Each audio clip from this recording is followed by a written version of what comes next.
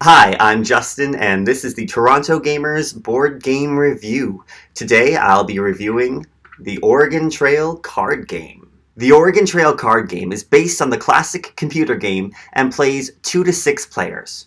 You work together to travel the trail, solve calamities together, and work to ensure at least one member of your party makes it to Oregon without dying of dysentery, or snakebite, or starvation, or whatever other thing is going to kill you, because things will kill you. As usual, we won't go into detail about the rules, but you can look them up at the link below.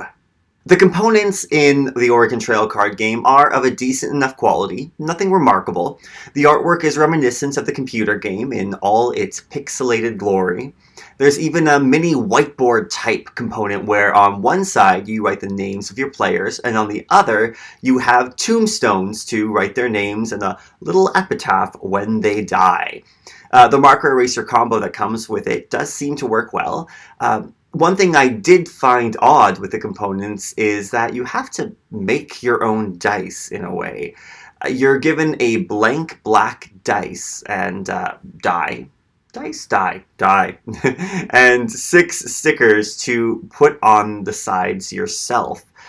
Maybe the age of Kickstarter board games is spoiling me, but I really expect a custom dice if they wanted a specific look for the digits, or just go with something standard.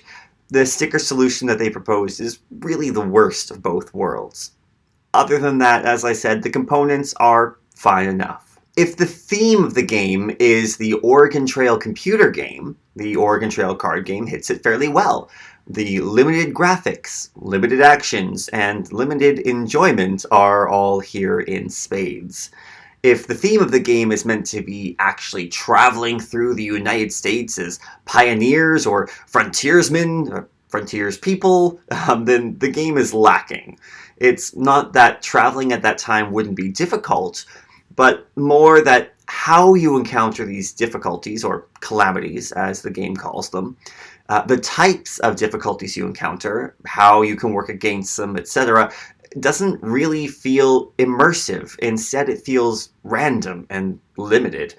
As the hazards, or calamities, are the main mechanism of the game, more thought could really go into how they're encountered, how to overcome them, and when on your journey you'd encounter different types of calamities, as the pure random spread of them feels arbitrary and extremely limiting as a player. Gameplay is fairly simple.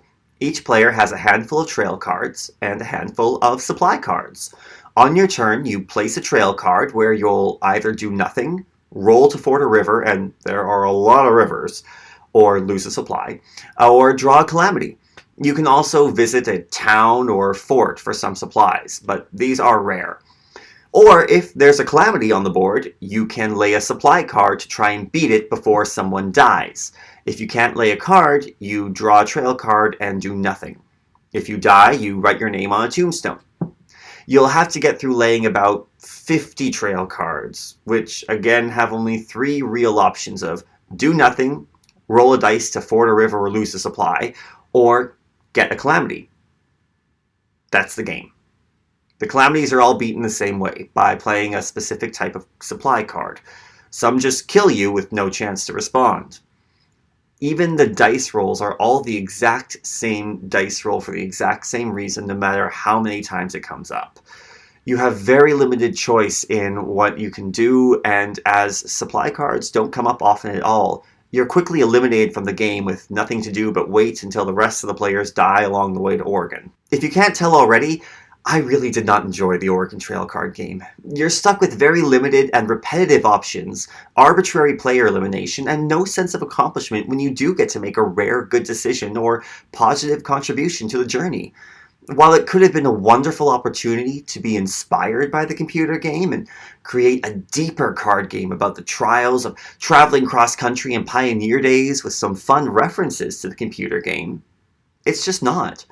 Instead, the Oregon Trail card game tries only to duplicate the computer game in card form, and relies far too much on nostalgia for its appeal instead of good gameplay. It feels the designers didn't want to put actual effort into making a good game, and just wanted to capitalize on the nostalgia factor. Or they were too blinded by nostalgia to see the faults of Oregon Trail as a game, especially when translated to a multiplayer card experience, and worked to address those failings. Sometimes a game that's relatively shallow in its strategy or a little more limited in its opportunities for player decisions can be uplifted by a great theme or fun player interactions, and I can feel good recommending it maybe to more casual gamers and with certain caveats. That's not the case with the Oregon Trail card game, as I don't think even hardcore fans of the computer game will have a fun time playing this. Sadly, while this could have been a fantastic opportunity to create something solid and engaging fueled by a familiar theme, the Oregon Trail card game is heavy on the nostalgia and far too light on everything else.